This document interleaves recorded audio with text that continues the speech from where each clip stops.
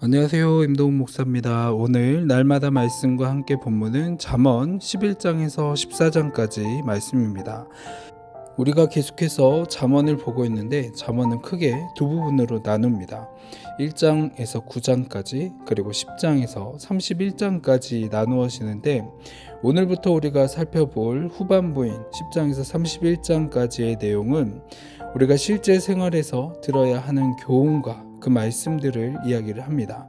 그 중에서 삶을 어떻게 살아가는 것이 지혜로운가라는 것을 말씀을 하고 있는데, 그래서 오늘은 우리가 본문 말씀을 함께 보면서 함께 나눌 수 있는 교훈을 중심으로 말씀을 나누어 보도록 하겠습니다. 잠언 12장 1절의 말씀에 보면 훈계와 또 징계에 대하여 나옵니다. 훈계와 징계의 공통점이 있죠. 무엇입니까? 듣고 받으면 아프다라는 겁니다.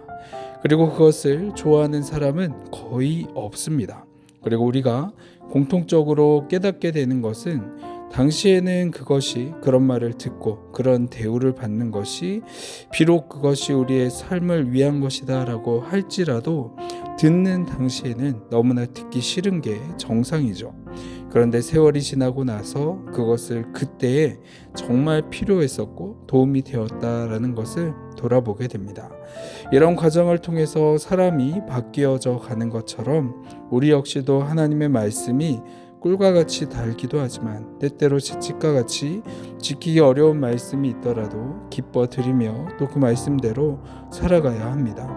다음에 4절의 말씀은 어진 여인과 또 지아비에 관한 말씀입니다. 어진 여인은 힘과 능력과 덕이 있는 여인이다 라는 의미로 잠언 31장에 나오는 현숙한 여인과 같은 말이죠. 남편을 남편답게 만들어 준다는 것은 아내가 한다는 의미입니다. 반대로 아내를 아내답게 만들어 주는 것도 남편의 역할입니다. 왜냐하면 하나님께서는 부부를 서로 돕는 배필로 부르셨기 때문이죠. 남편의 언행을 통해서 아내가 나타납니다. 아내의 언행을 통해서 남편이 나타납니다. 남녀가 결혼하여 부부로 산다면 아내는 남편의 면류관이 되어야 하고 남편은 아내의 면류관이 되어야 합니다. 그것이 비록 그리스도인의 마땅한 삶의 태도입니다. 그렇기에 본인의 배우자를 남들에게 더욱 높여주고 서로는 더욱 존중히 대하시기를 바랍니다. 다음으로 11절은 토지 경작에 관한 말씀을 하고 있습니다. 자기의 토지를 경작하는 자는 당시의 사람들은 물론이고 지금도 마찬가지로 농사를 짓는 일을 주업으로 하는 사람들입니다. 더 나아가서 그 의미를 확장해 보면 일반적으로 자기 일터가 있는 모든 사람이 자기의 토지를 경작하는 사람이라고 말할 수 있을 겁니다. 그들이 이 일을 성실하게 하면 그들에게 먹을 것이 많다고 합니다. 이 말씀이 당연한 것은 하나님은 심는 대로 거두시는 분이시고 우리의 손이 수고한 대로 먹게 하시는 분이시기 때문이죠.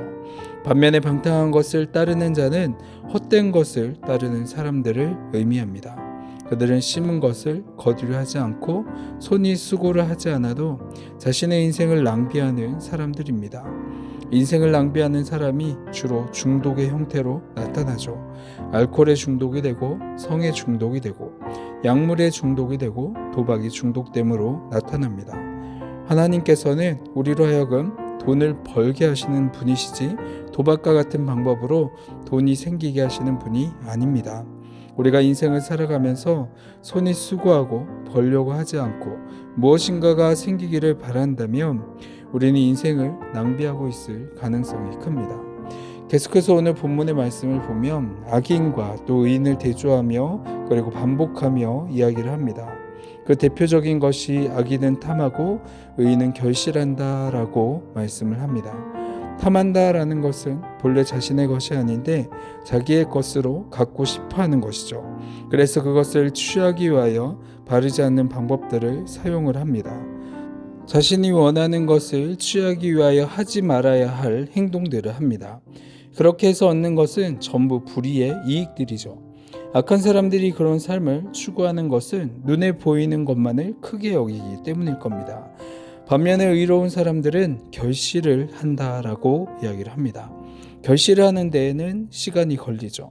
과일나무를 심는다고 생각을 해보면 적어도 2년에서 3년 이상의 기간을 두고 작물을 재배한다고 합니다. 과일을 결실하기 위하여는 뿌리가 먼저 건강해야 됩니다.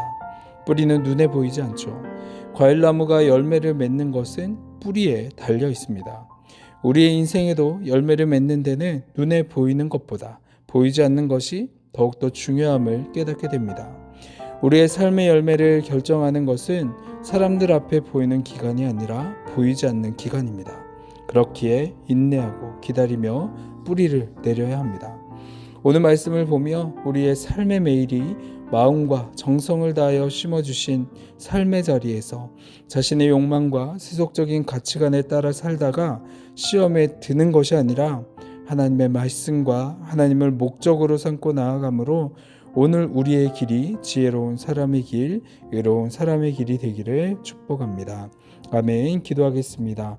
사랑이 많으신 하나님 아버지, 오늘도 하나님께서 보내신 우리의 삶의 자리에서 내 욕심, 내 생각, 내가 잘 되는 것을 생각하며 살아가는 것이 아니라 하나님의 말씀에 순종하게 하시고 우리가 있는 곳이 작은 하나님의 나라가 되게 하실 줄로 믿습니다.